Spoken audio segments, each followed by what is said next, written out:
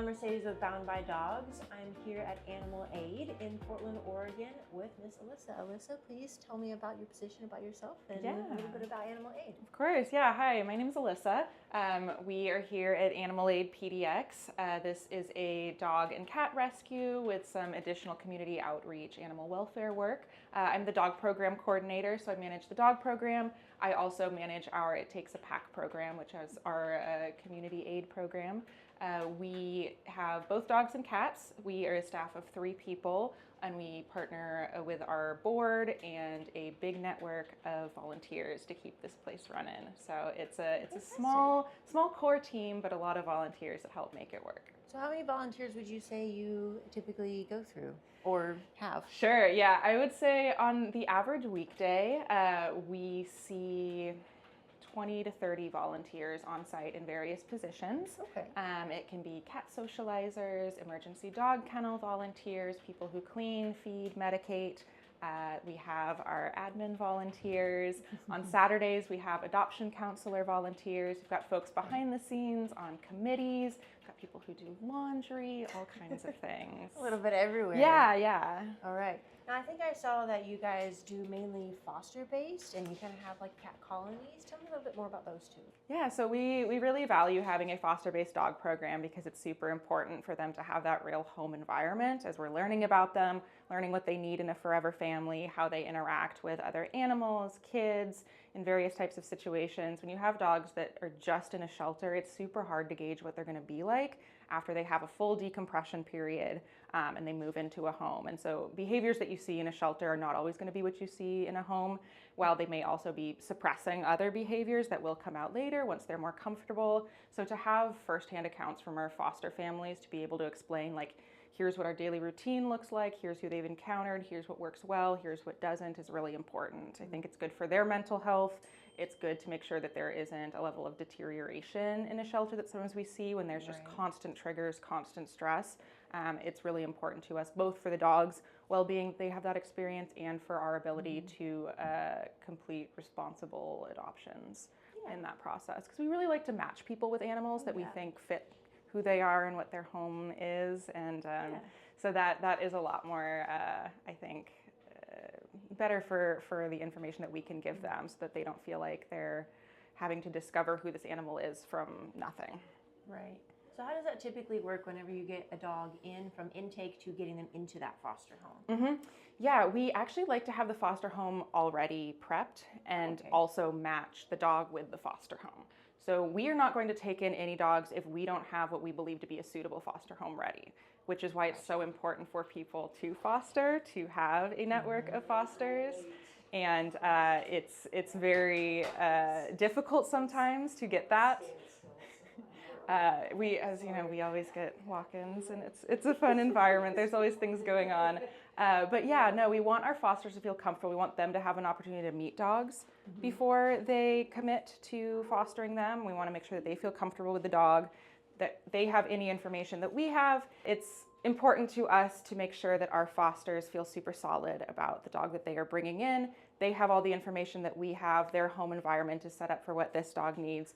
They are welcome to have preferences. If they're like, hey, we live in an apartment, we can only take dogs of this certain size that are okay with cats, we want to make sure that we are matching them with a dog that is most likely to succeed there. Because it sucks to be bounced around from foster home to foster home as well, to end up without an environment that works for them. So we also work closely with our fosters and will not commit to an intake until we know we have a solid foster home, and ideally at least one backup as well. Oh, that's smart. So how do you get them from like a local shelter, from where they kind of take them into the pound? Yes. And you get them from there? Yeah, okay. It's a big value of ours that we source our intakes locally, because we really are community oriented. A lot of rescues do rely on out-of-state transports, and it can feel very noble and glamorous to, pull dogs from these overrun shelters in, rural Texas or California, transport them in. But anyone who works in animal welfare here knows that we are experiencing just as much of a crisis as anybody else. And so we really want to be able to take care of our own community before we commit to bringing new dogs into these environments that are already overpopulated. So yes, we work with all of our local county shelters. It's Multnomah County, Marion County, Washington County, and Clackamas County primarily are our county intake partners. We also take direct owner surrenders when we can. Okay. So people can apply to surrender their animal if we have a suitable foster home or space in the shelter for cats, then we can accommodate owner surrenders as well. Right. Well, that sounds fantastic. Yeah. It is definitely a very different perspective to hear that you can't just take any dog in, you know. Yes. And trying to keep them out of a shelter environment so they don't deteriorate or have any declining in quality of life, things like that, and then really get stuck. So it's really nice to hear just that kind of perspective, because we've seen plenty of dogs in plenty of shelters and seen how they go around. So I'm sure our viewers have seen that side of it. So just hearing that you guys aren't going to put him in that situation if you can, it's actually really comforting. It is, and it's also because we're very fortunate to be in a position where we can do that. This is also These municipal shelters are on the front lines. They are required to take in, you know, what they can, and because we're a small organization, we're not government funded, we're private donor funded.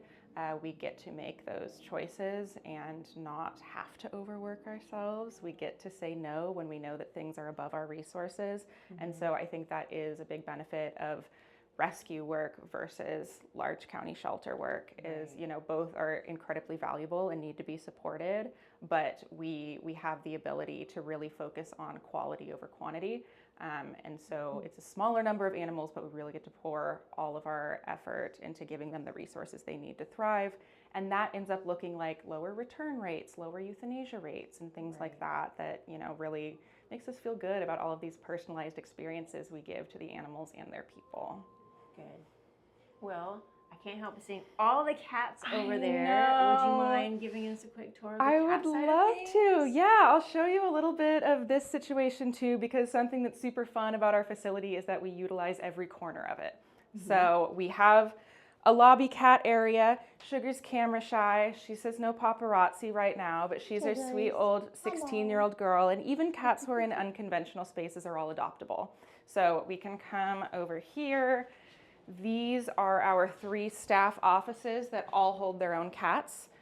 So for example, my office is here, and my office cat, his name is Nimbus. He needs his own space because he's on a special prescription food. So he lives in my office, but he is fully adoptable and looking for his forever home. We've got Abraman here, who is mostly deaf and mostly blind. So he has his own space to get some personalized attention. He also has a history of seizures, so he gets to be watched more closely and monitored for any seizure activity.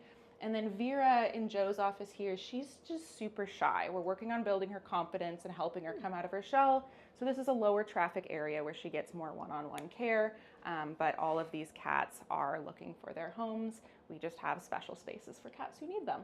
This is our main room. This room here is for all of the cats who get along with other cats and also don't have any specific dietary or health needs that would require them to have their own space. If we can put them in this room, it's super beneficial for socialization, for really letting their personalities shine. They get lots of space to run and play. They get, you know, their own little nooks to be little grumpy old ladies if they need to be. But we've got some real sweeties in here right now. This is great for exposure. People love to come in and just hang out here. A large percentage of our volunteers are cat socializers, where their only job is to hang out here, play with the cats, pet the cats. And so, yes, we have all of these individual rooms lining this as well for similar reasons to the office cats, so they may need their own space. You'll see little signs on all of their doors. For example, Vincent, very exuberant boy. He can get overstimulated at times and takes some more careful, experienced handling. So he only takes visitors who are 18 or older. So that they are a little more careful with his body language. I will bring you over to this side here. This is what we call our condos. So these cats, typically, we use them for different reasons, but typically our condos are a bit of a transitional place. So if they are recent intakes and we want them to sort of get used to the sights and sounds of the main room, but they're not quite ready to fully jump into the chaos that this can be, they hang out in the condos. They get to sort of observe while having their own space. It can also be a good space for cats that need to rest after a procedure, or, you know, if they're having a tough time and just need a break, somewhere to go, this is where they'll end up.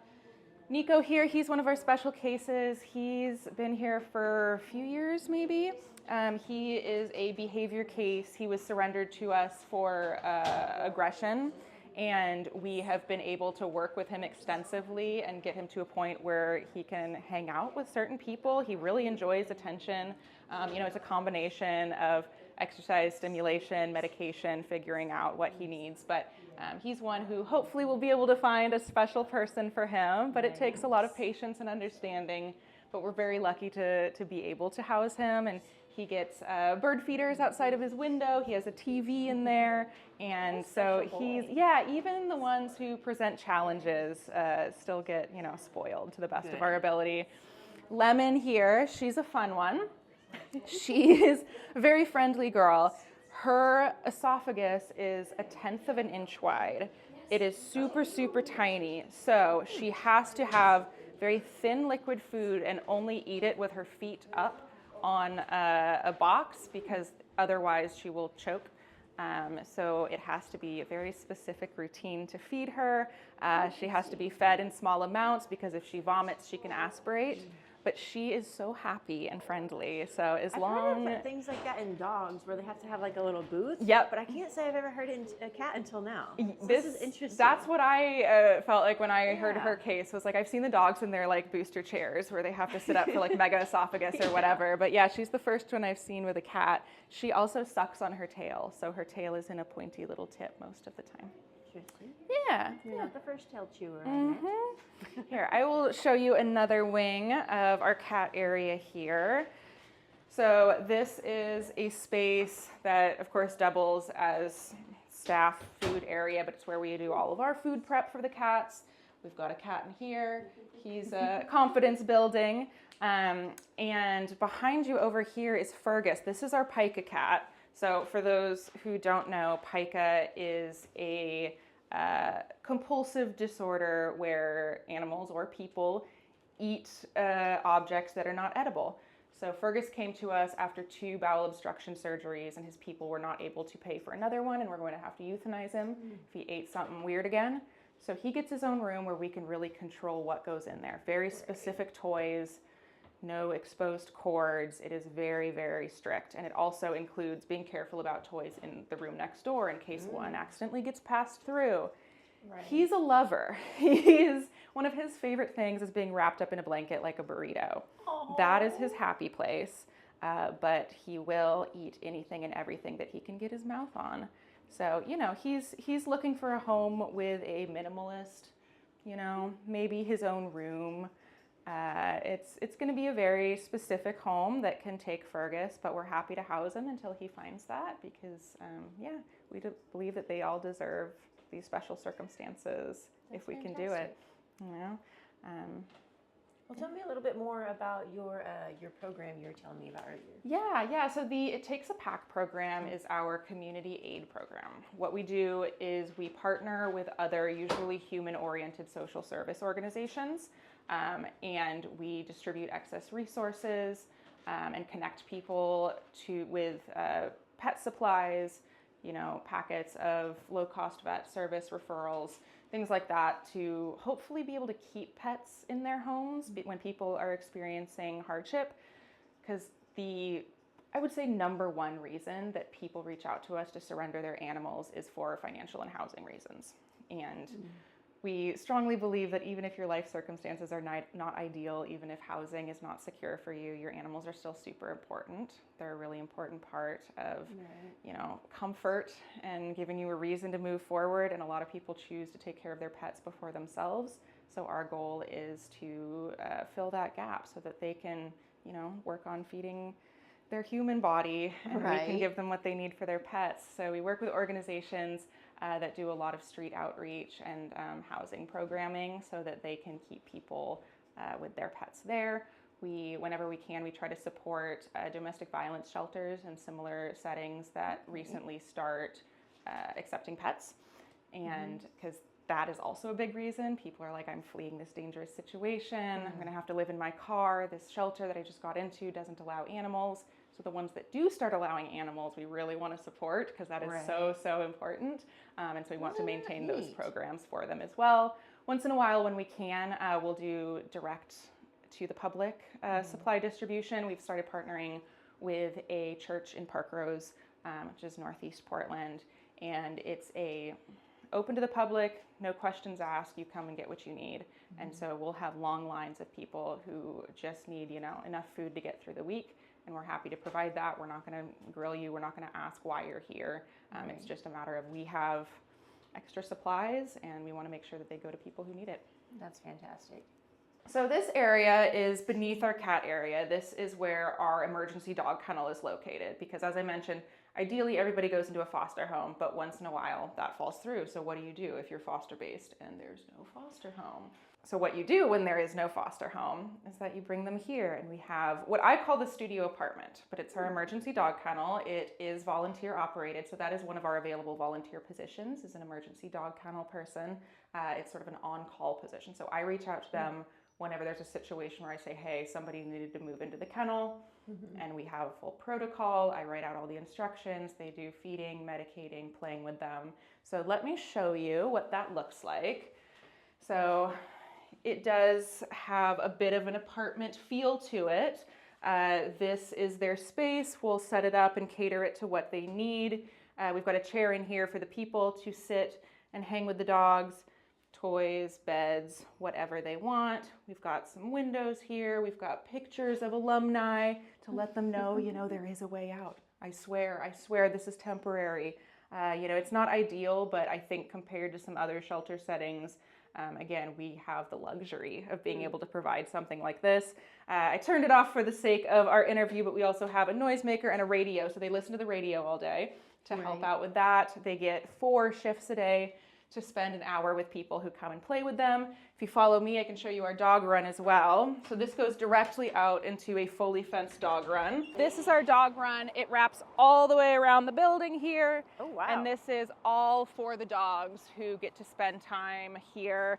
Currently there's a kiddie pool with holes in it that is filled with tennis balls. So it's a ball pit. It's not a pool, it's a ball pit. That's amazing. And the people can come hang out, whatever they need. We've got our chuck it, they can play fetch, they can play tug, we bring out whatever we can, and we try to make this as positive of an experience as we can for them. This looks like the perfect little zoomy stretch right here. Oh yeah, and you would not believe the wildlife they get to stare at down here. The squirrels, we always get, because of all of the bird feeders, we get rats that come and try to eat the bird seed. And then if you got a terrier, that's a lot of fun to chase. We've had raccoons, all kinds of fun things where you can just sit and watch the urban nature situation we've got going on here. Fantastic in my book. Yeah. It's like live TV. It is, absolutely. Yeah, it's like their version of people watching where you just sit at a mall and you go, what is that? Yeah. So I will go get our little friends. Yes, please. And we can get some fun shots of him. Hello! Oh my goodness. He's definitely looking to be a continuous companion dog. I think he would love to have somebody who works from home, that he can, live that corporate life if you so wish. What is that? But he still needs some basic skills training, so people who are comfortable just sort of building his confidence and building those life skills is going to be really important. Because he's super smart. He loves to learn. He's food motivated. He bonds with people very quickly. He's a really wonderful guy. I'm kind of obsessed with him. I'm not usually a small dog gal, but he's cute. He is pretty cute. What do you think, my friend? Okay, I'm good. He's like, I'm actually chilling. It's actually the easiest thing I've ever done in my life. Does he like toys? He does. He's learning. He's learning to like toys. Do you like to chase the balls?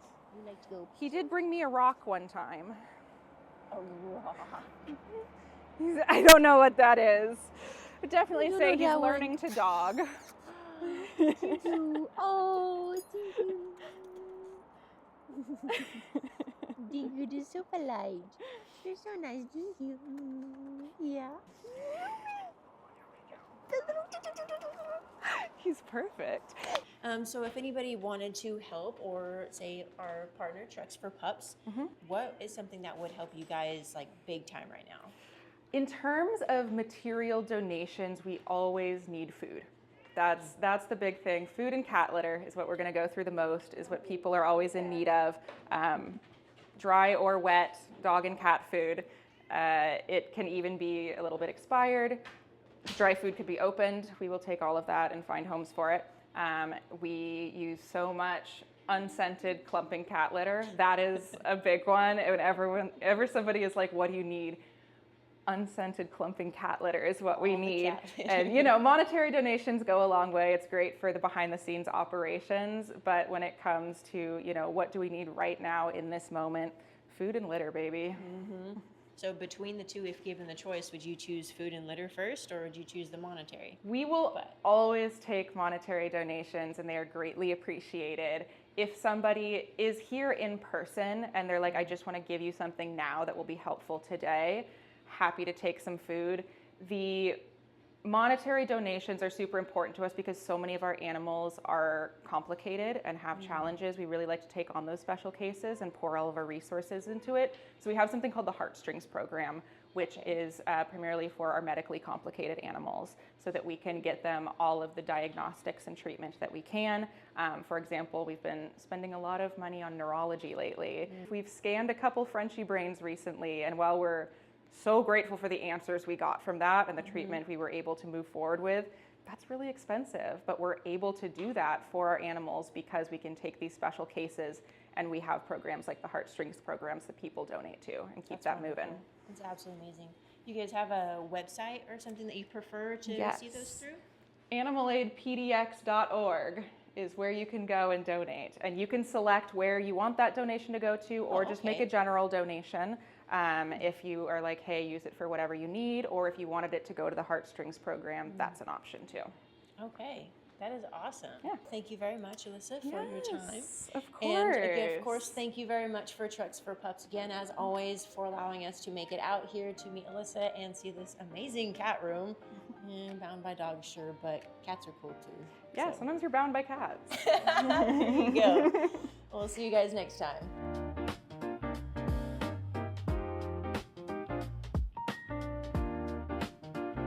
We happened to talk to our sister organization, and we decided, after hearing what you guys need, they decided to help fund a supply donation. About 675 pounds worth of supplies. Okay, all right. We'll go down to the basement. Yeah, thank you.